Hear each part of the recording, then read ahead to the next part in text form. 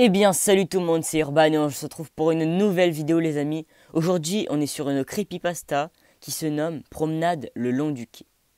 Donc je commence tout de suite, c'est parti. Tôt ce matin, je suis sorti dehors. J'aime bien me promener le long du quai, quand il n'y a encore personne. Il faisait encore un peu nuit et le soleil se levait doucement. Je marchais tranquillement, pensant à ce que j'allais faire aujourd'hui. Plus le jour se montrait, plus je commençais à voir des promeneurs qui, comme moi, se baladaient pour se réveiller en douceur. J'habite dans un village voisin d'une taille relativement modeste, environ 700 habitants. Alors je connais la plupart des gens qui viennent le matin sur le quai. Il y a les habitués à qui je dis bonjour quand je les croise. Néanmoins, je m'arrête jamais pour les saluer.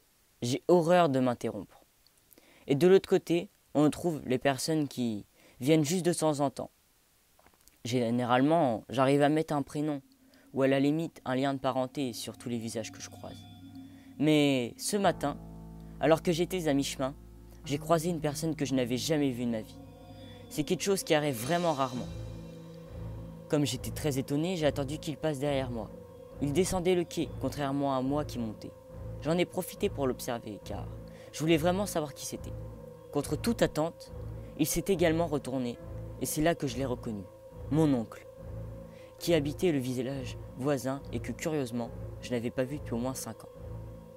J'étais content de le voir, alors je me suis dirigé vers lui.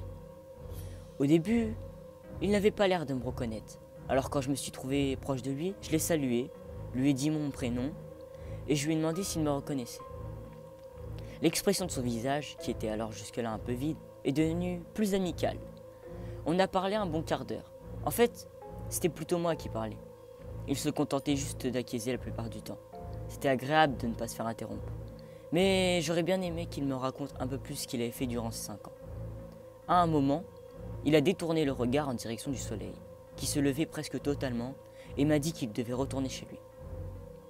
Je lui ai demandé s'il voulait passer chez moi un de ces jours, mais il ne m'a pas répondu et a continué sa marche de manière un peu plus rapide qu'avant.